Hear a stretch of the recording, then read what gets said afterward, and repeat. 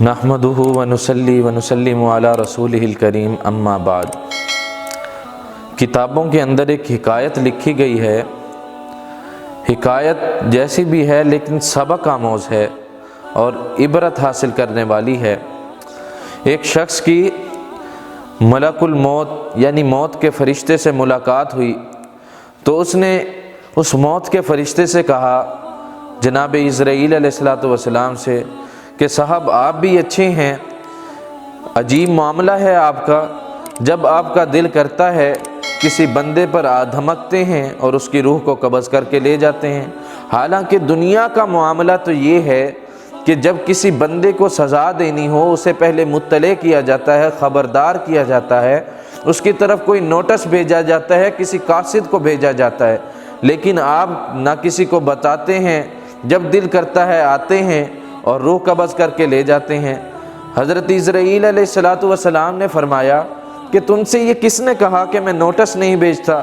میں تو لوگوں کو بار بار خبردار کرتا ہوں، لیکن اب اگر کوئی میرے خبردار کرنے سے باخبر نہ ہو تو اس کا علاج کیا ہے؟ جب تمہیں بخار ہوتا ہے تو یہ میری طرف سے نوٹس ہوتا ہے، میری طرف سے یہ تنبیہ ہوتی ہے کہ اب تیار ہو جاؤ، تمہاری موت کا وقت آنے والا ہے۔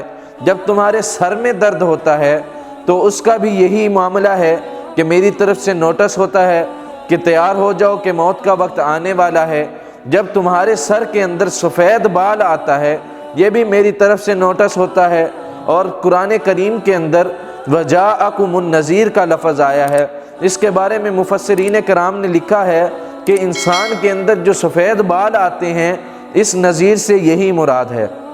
اور بعض مفسرین نے لکھا ہے کہ انسان کی جب اولاد پیدا ہو جاتی ہے یعنی اس کے پوتے اور پوتیاں پیدا ہونا شروع ہو جاتے ہیں تو اس کا یہ مطلب ہے کہ نذیر آ گیا۔ وَجَاءَكُمُ النَّذِيرُ جو اللہ تبارک و تعالیٰ نے قرآن کریم کے اندر فرمایا، اس نذیر سے وہ پوتا اور پوتی مراد ہے، یعنی کہ ڈرانے والا کہ اب تمہاری موت کا وقت قریب آ گیا ہے، اپنی تیاری کر لو۔